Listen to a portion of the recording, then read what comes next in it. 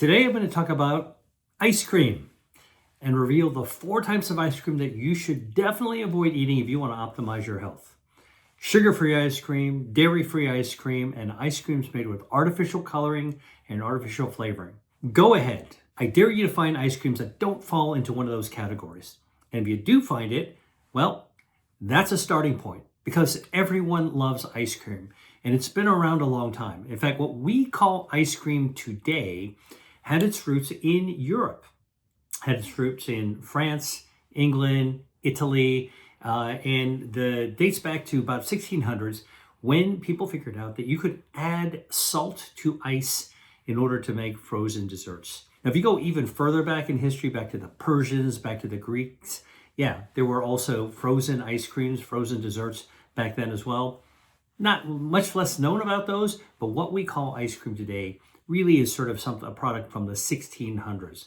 All right, so we're talking about 300 to 400 years of experience with this delicious frozen dessert, and everybody loves ice cream.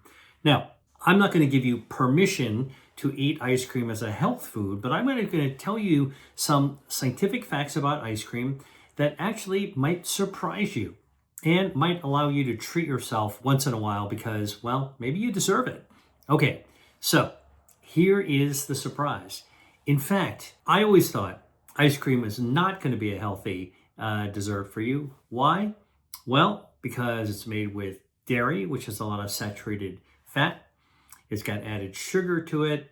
It's got emulsifiers to it. And, you know, when I was growing up, I would go to these ice cream stores that had all these different kinds of flavors in the summertime, and I'd be clamoring for a cone or a cup of the cold sweet stuff, right? Well, most of it was nuclear colored and, you know, really kind of a kaleidoscope of flavors. Of course, every kid wants it, but actually there's some data that surprised me that is beginning to show that perhaps ice cream could actually be beneficial for heart health. Now, where does this data come from? Well, it comes from a clinical study that was done in 2018 as part of a student's doctoral thesis, where the student was looking at data from 2 massive studies, the Nurses' Health Study and the Health Professionals Follow-Up Study. Now, these involved tens and hundreds of thousands of people, and the studies took place following nurses and doctors, male doctors, over about 20 years or so. And what the researcher did was looked at people who were high risk for heart disease to begin with, all right? So he looked at people with diabetes, specifically type 2 diabetes, right? Type 2 diabetes is a metabolic condition, metabolic disease that occurs when you have excess body fat and you have poor insulin sensitivity, so your glucose levels are higher, et cetera, et cetera, et cetera. And so this research sort of just looked at a group of people who already had type 2 diabetes and were at highest risk for heart disease, because we know that diabetes puts you at risk for heart disease. But in this case, the researchers started with people who at the beginning had no heart disease. They had diabetes, they had no heart disease, and then followed their health over time. Okay, remember, this is a 20-year study to see how people were winding up. Did they get heart disease or not? And what were they eating that correlated with their development of getting heart disease or not getting heart disease? All right, now, so here is a surprise. Remarkably, the results of this study, this research showed that people who ate ice cream no more than twice a week, all right? No more than twice a week. So this isn't like people are eating ice cream twice a day or even once a day, all right? But those people who ate ice cream no more than twice a week had a 12% decrease in their risk of developing heart disease. A 12% decrease in the risk of developing their heart disease. Now, this was a big head scratcher when the results came out. And in fact, nutritionists, including experts from Tufts University, the Friedman School of Nutrition, and Harvard School of Public Health, have been looking at the data and scouring it, trying to find out if there was some problem in the analysis. And nope, this actually looks like a pretty solid finding.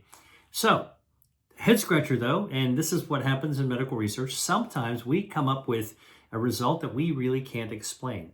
Doesn't mean that just because we can't explain it, it's wrong.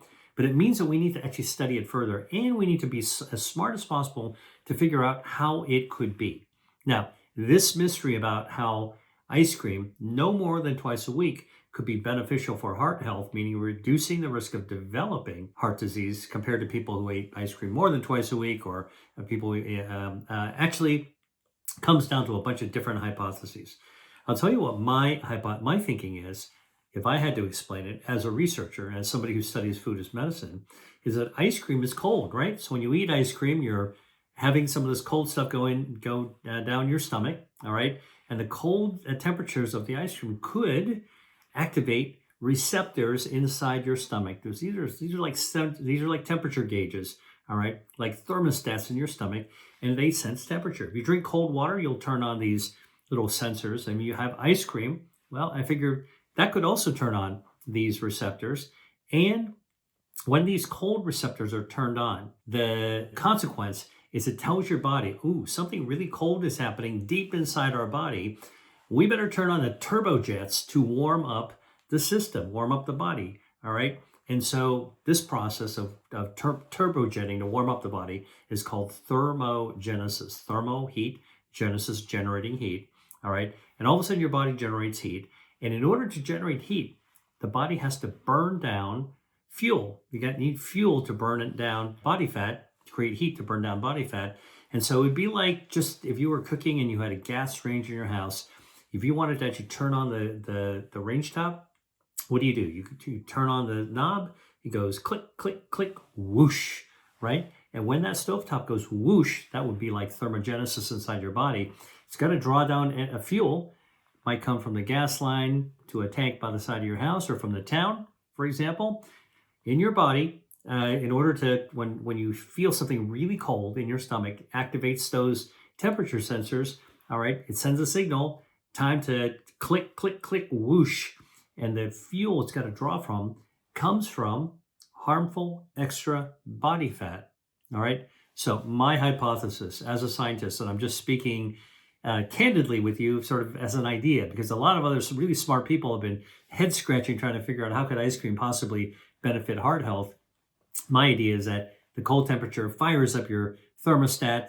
You have thermogenesis. It's got to draw down fuel, and it burns down extra harmful body fat, which then lowers inflammation, and it actually can be helpful for lowering the risk of cardiovascular disease. Much more research needs to be done, but that's my hypothesis, and I'm just telling you, sharing with you how a scientist thinks about it. Now, a lot of caveats to this. First, if you're going to enjoy ice cream, don't think about it as something that's good for your heart, and so for that reason, don't be eating it all the time. But here are the types of ice cream that you definitely want to avoid if you want to protect your health, all right? First, don't eat sugar-free ice cream. This is becoming increasingly popular. People are looking for diet versions of various types of favorite foods. Well, sugar-free ice cream contains artificial sweeteners. And we're beginning to realize more and more that these artificial sweeteners actually damage or even kill our healthy gut bacteria, our gut microbiome. And your gut microbiome is one of the most precious defenses you have. In fact, I write about the gut microbiome as one of your body's 5 health defense systems. You've got angiogenesis, you've got stem cells, you've got microbiome, you've got your DNA protection, you've got your immunity, and the gut microbiome is one of your health defenses. So you don't want to mess that up, all right? Sugar-free ice cream with artificial sweeteners messes up your gut microbiome. When you mess up your gut microbiome, all right, inflammation goes up in your body, your lipid control starts to go haywire, so metabolically you're less healthy. And because your gut is connected to your brain, it can even affect your mood, which you don't want to actually do. All right, so the first type of ice cream to avoid is the kind of ice cream, sugar-free ice cream. Second type of ice cream to avoid is dairy-free ice cream. Now, I know dairy-free, fat-free, a lot of people actually are going for this because it sounds healthier, right? Wrong. And here's why. Dairy-free ice cream is packed with emulsifiers. Now, an emulsifier is really a chemical added by a food manufacturer in order to be able to create the texture, it's called mouthfeel, that makes it similar to the real deal, the full-fat ice cream, full dairy ice cream. If you want to make it a low-fat, dairy-free ice cream taste like dairy ice cream, you got to add these thickeners to it that actually create that same familiar texture of ice cream in your mouth. Guess what? Emulsifiers, carrageenan, polysorbate 80, other types of emulsifiers are now also being discovered to harm your gut microbiome. All right? Harm your gut microbiome, inflammation goes up, your immune system actually goes down, your lipid metabolism goes haywire, and that gut-brain connection starts to be problematic, and so might affect your mood. All right? So avoid sugar-free ice cream, avoid dairy-free ice cream, and then comes a couple of, I consider them no-brainers, but I'm going to say them anyway because it's actually pretty hard to avoid. All right, third ice cream to avoid: don't eat ice creams with bright artificial colors. All right, these are colors that don't naturally exist in nature. If you see an ice cream, you're peering over the counter and you're looking at what kind of ice cream you want, and there's one that's bright blue, pretty much guarantee you that's artificial coloring. If you see one's bright orange, probably artificial coloring. If you see rainbow, all right, probably artificial coloring. You don't want to have artificial coloring. Those are synthetic chemicals that can actually affect your gut microbiome.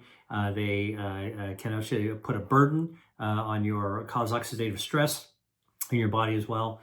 Just stay away from artificial colors.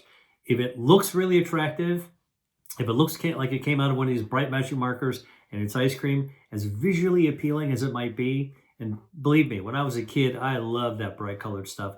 Stay away from it. Artificial, not good for you. All right, check this out. I've got a guide on the foods to naturally balance hormones for women. I picked 5 foods that are packed with disease-fighting bioactives that are especially impactful for women, and I want to share it with you. It's yours right now for free in the caption below. All you have to do is click on the link below the video. And the fourth kind of ice cream to stay away from are ice creams made with artificial flavors. If you've ever had a natural ice cream made with real, genuine fruit flavoring, you'll realize, first of all, it tastes really amazing.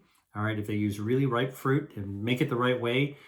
Sometimes it's called artisanal ice cream. It's super expensive. Most people don't want to afford to buy that kind of a thing.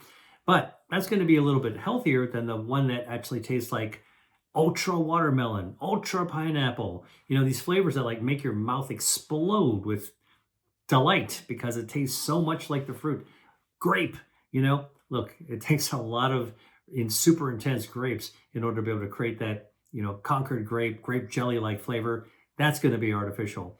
All right. Fruity flavor, as they call them, but they actually taste too intense. Usually artificial fake fruit flavoring, not the real fruit itself. And that's not going to be good for you because those artificial flavorings are synthetic chemicals that you don't want to be introducing in your body. All right. That is something you definitely want to avoid. And by the way, I don't think I need to tell you that there's no natural flavor called bubble gum or cotton candy. All right. And that bright pink you might see, or bright blue you might see with the bubble gum or cotton candy, not natural coloring either. All right. So those are the 4 ice creams you want to actually avoid. Avoid sugar-free ice cream, avoid dairy-free ice cream, avoid ice cream with artificial, nuclear, bright, brilliant colors, and avoid ice creams that are made with artificial flavoring. These like super tasting flavors, they do taste great. All manufactured, engineered to make you love the flavor, not healthy for you. Okay, so here's a few other tips for health if you want to enjoy ice cream. First, you might want to consider swapping the ice cream for sorbet. Sorbet is more often made with real fruit. Now, both ice cream and sorbet have a lot of sugar, so you got to limit what you consume to just a small amount. How small? Look, if I were your health coach and I would give you permission to eat one, I would say, look, if you want to be healthy, you want to cut that out. But if you have to have one, I'm one of those like coaches that says life is for the living. So every now and then, it's okay to treat yourself. Food for health shouldn't be about deprivation 100%. But if you're going to have ice cream or sorbet being a little bit healthier, all right, just eat 1 scoop. 1 scoop rather than 3 scoops, which you might be tempted to order, right? Like we all walk into the ice cream store and we feel like we're kids again. Oh, but we're adults, we can afford it. So I'll take those 3 scoops that you didn't get when you were a kid. You shouldn't get it as an adult either, all right? So finally, let me just remind you again. Ice cream is made with added sugar, so it should stay a treat, a rare treat, not a regular staple. And don't order the ice cream sundae. You know, that dish that's got 3 scoops of ice cream and a banana and chocolate and all this other stuff piled on top of it. Just get 1 scoop of your favorite, all right? A cup or a cone is fine, but skip the whipped cream, skip the sprinkles or the jimmies that they call them, or if you're in the United Kingdom, they call them hundreds of thousands. Skip that and skip the caramel sauce as well, all right? Less is better when it comes to ice cream, and natural is going to be the best. And even that, you want to cut down or cut out. Keep ice cream a treat. You got it? And just remember, loaded with dairy fat, added sugar, and emulsifiers. Any kind of ice cream has some emulsifiers. And this can actually harm your gut microbiome. But if you are going to eat ice cream, do it only every now and then. Avoid dairy-free, sugar-free, artificial flavoring, artificial coloring. I'm often asked a number of questions by viewers just like you in the comments below, so I thought I'd answer some of them here. So here's the first one. What are some of the healthier desserts people should opt to eat instead of ice cream for better health? Well, my answer is that they should try to go Asian and eat some seasonal fruit. Now, if you actually go to Asia, China, Japan, Vietnam, Thailand, you'll actually be surprised that for dessert, instead of serving pie or cake, oftentimes your gracious host or your friends or family members will serve you a fruit like oranges, one of my favorites. You know, sliced oranges just on a plate, beautiful, after a meal, usually a lovely plant-based meal where meat is actually the side, or you have a little bit of it. It's a kind of a condiment. But here's the thing about oranges.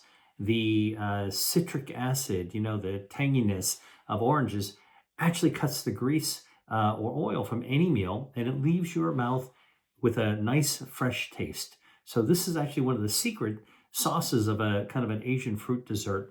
And you can do it anywhere, right? I mean, just find some seasonal fruit. Citrus happens to be one of my favorites, but you want to get fruit if you're going to serve it this way when it's actually seasonal and freshest. Now, when it comes to oranges, here's what you get. You get a hit of vitamin C, ascorbic acid, which is anti-inflammatory.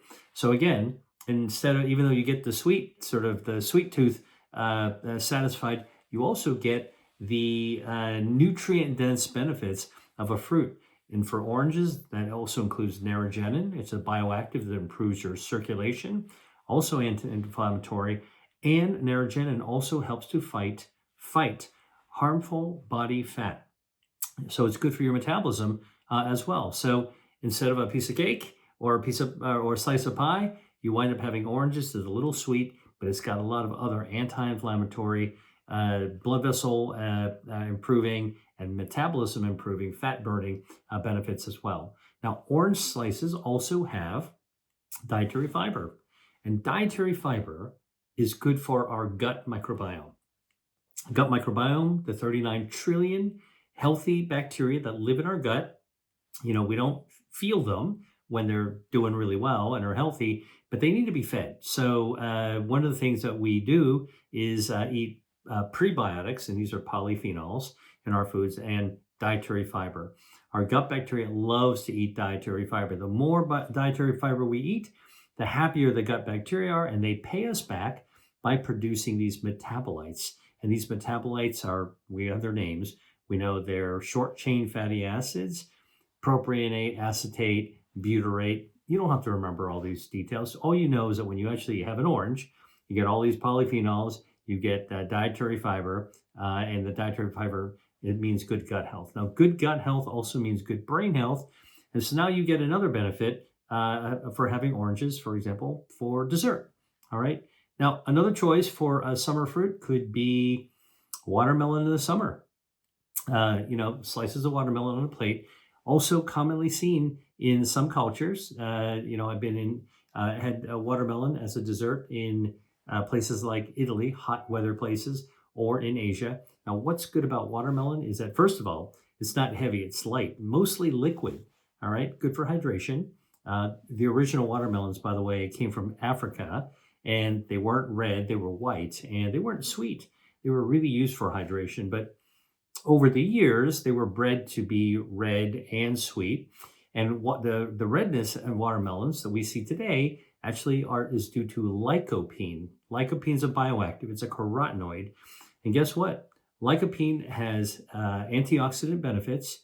Lycopene protects your DNA, all right? So that's good for preventing mutations. And lycopene is also good for metabolism because it helps to burn excess harmful body fat, all right? That's all the benefit of watermelon. And it's also got a light, sweet, fresh taste, all right? It's a palate cleanser after a meal. Not heavy, it's very light. It's a great sweet choice to have and not filling as all, right? After a meal, you don't want to feel bloated and heavy. Sometimes, the regular desserts, when you eat something big and chunky and heavy, it's like tips you over the edge. Not fruit, not watermelon, all right? Another summer choice that I like, again, it's all seasonal, depends on where you live, but a ripe, juicy peach. Love peach. Peaches have chlorogenic acid. That's the bioactive. It's potent anti-inflammatory effects. Or a mango. I love mangoes. Mangoes have dietary fiber. It's kind of stringy. Good for the gut microbiome. And it's got mangiferin, which is a natural bioactive that protects your stem cells. And your stem cells inside your body help you heal from the inside out. So these are just some of the desserts that are not cake, not cookies, not pie, all right? And they still are sweet, natural sweets from fruits, but they're very nutrient dense in the sense they give you polyphenols and dietary fiber. So you get not only your sweet tooth tickled, but you also get all this other health benefit, lights up your health defenses, in many cases, lights up your metabolism as well. That's what I would actually recommend as an alternative to eating ice cream or some of the other desserts. Really, you can have better choices, all right? Another question is this. For people who enjoy dessert always after dinner time, how bad is that for your health? And how do you break this addiction of wanting to have a treat after dinner? All right, let me clear up something because I actually like to kind of take out Thor's hammer and bash down myths. First of all, there's nothing wrong with having dessert. Very natural, no big deal. After a meal, if the custom is to have something sweet, that's not a problem. I think sugar gets vilified. Now, too much sugar is actually bad for you, but it's okay. You want to have a little hit of sweetness after dinner, not a problem. The key is deciding what kind of dessert you're going to actually have, all right? You want to get that hit of sweetness, but you also want to have the least amount of harm to your health. And ideally, flip the script on its head and do something good for your health. So obviously, rule number one, the less sugar, the better. So it is, I don't like to use a word like addiction. Most people aren't addicted to dessert, but most people enjoy something sweet. They enjoy a dessert. The less sugar you have, the better it is. Again, I sort of invite people to take a look at other cultures. And that's what I do when I travel to do research. And what I found is that in Japan and China, the desserts, even their cakes and pastries are not that sweet, compared to, like a chocolate cake or, buttercream cake. They're light and fluffy and not so sweet. They don't have anywhere near the amount of sugar you'd actually find in an American or European cake. So, you can actually take a look at some of these Asian baked desserts as an inspiration if you want to do some research online on that and look for recipes and give it a shot. They are not sweet, but they're absolutely delicious. And the key to me is that they're actually very, very light. And you don't want to eat a lot of it anyway, okay? Otherwise, that's calorie overload. Now, the other thing, as I mentioned before, is that you can actually have a fruit dessert. Fruits give you that hit of sweetness, but they offer you a nutrient-dense, polyphenol-rich, dietary fiber-rich alternative that actually adds to your health. Okay, so even you get a little bit of sugar from the fruit, you get so much more. That's actually good for your health defenses, good for angiogenesis, good for your stem cells, regenerative system, good for your gut microbiome, good for your DNA protection through antioxidant activity, and good for your immune system by lowering inflammation and in some cases, boosting your immunity, all right? So again, fruits are a really, really great choice. Now, if you're gonna get fruits and you wanna get the most out of the fruits, get them seasonally, get them ripe. Okay. They're actually going to taste a lot better. And the point isn't to, be a robot and go after fruits, but enjoy something that's really delicious at the peak of its ripeness, where it's going to taste really, really great. By the way, at the time the fruits are ripe, that's usually when they have the highest amount of polyphenols as well. All right. So just enjoy the fruits. And if you really want to ace out on your bioactives, try organic fruits, because fruits that are grown in the most natural state, organic state, no artificial pesticides, they have to work a little harder to stay healthy because of all the natural bugs and little insects that are nibbling on the leaves and stems. And part of how that plant heals itself is by producing more of these bioactives. So naturally grown plants have more healthful bioactives. And the final thing I'll say about dessert is, what I recommend you stay away from. Try to stay away from pre-made, ultra-processed desserts or elements for the desserts, because they're going to contain a lot of preservatives, emulsifiers, additives, and probably artificial coloring, artificial flavoring. All right. Sprinkles or jimmies or hundreds of thousands on ice cream, that stuff is all candy and with a lot of food coloring in it. And you also want to stay away from things like whipped cream in a can. All right. That's probably not pure whipped cream, not as good as regular whipped cream that you would make yourself, but also it's an ultra processed food. Or another example would be artificially flavored and colored jellos. You think that, the gelatin actually comes in nuclear green or nuclear red. They look like a green light or a red light. No way. That's all artificial coloring. You want to stay away from that. You want to stay from packaged cookies, all that kind of stuff. Shortening, if you even go to a bakery to go buy it, a lot of times they actually use shortening to be able to make the cookies. What I would say, I just kind of recommend trying some fruit. All right. And that's really kind of a good option.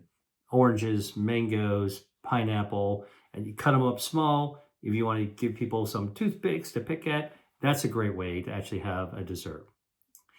Next question. What's the best way to break a sugar craving and overcome that sweet addiction?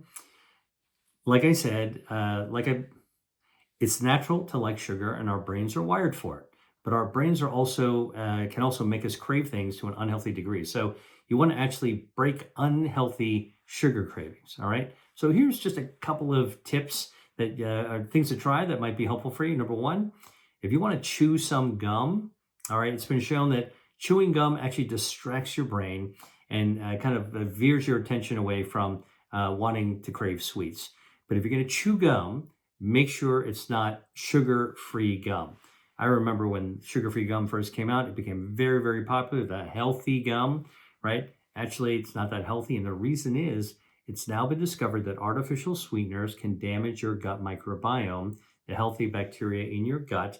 And you don't want to be damaging your gut microbiome. Your gut microbiome, your healthy gut bacteria, helps you lower inflammation, helps to boost your immune system, signals your brain to put you in a good mood, and helps your metabolism, helps control your blood lipids. So you don't want to be messing with your gut microbiome. Sugar-free gum will do that. Just get regular gum. All right, that's fine. Another way to actually get distracted from a sugar craving is to go outside for a walk. Because it's been shown that when you change your environment, if you're starting to crave something, you change it suddenly, your brain, it kind of reboots your brain. Going outside, going for a walk, breaks that brain spell of addiction. It's a distraction. And this time it's a kind of healthy one because it actually breaks you away from something you might otherwise reach for, that you're probably better off not reaching for something that is extra sweet, added sugar. Now, another way that you can actually kind of break the chain of addiction or break your sugar craving is actually to eat something salty. Have a little bite of something salty. By eating something salty, you sort of you trick your brain, you rewire your brain to go, oh, all right, well, I guess we can't eat sugar, let's eat some salt. And that can actually satisfy a different part of your desire. And then it might derail the sugar craving. All right. So you get your taste buds to experience something the opposite of sweet, salty. That's a little trick to derail, reboot what your mind is actually telling you should actually reach for. And then here's the last kind of bit of wisdom I would like to offer you is that if you really, really like sweets, and again, look, we're all human. Totally fine to like sweets, like sugar, very natural. Don't deprive yourself. Don't feel like, oh, I can't have it, nothing. I'm in jail, I'm in sugar jail. You know what? Eventually, you're not going to be able to stand it. You're going to do jailbreak and you're going to go after the bag of candy or whatever. All right. So, a more reasonable way to approach a natural inclination to eat something sweet is just give yourself a little taste. All right. Moderate, little microscopic taste, small taste, tiny taste to satisfy, get a little sweet hit, then walk away, back away, go do something else. You got your little taste. Takes a little self-control, a little bit discipline, but you can do it. I'm sure of it. All right. So these are my tips to actually help you combat that sugar craving. Hope you learned something new. Thanks for watching. I'll see you in the next video. Hi there. If you enjoyed watching this video, I know you'll love the next one. Stay here and check it out. And I'll see you there.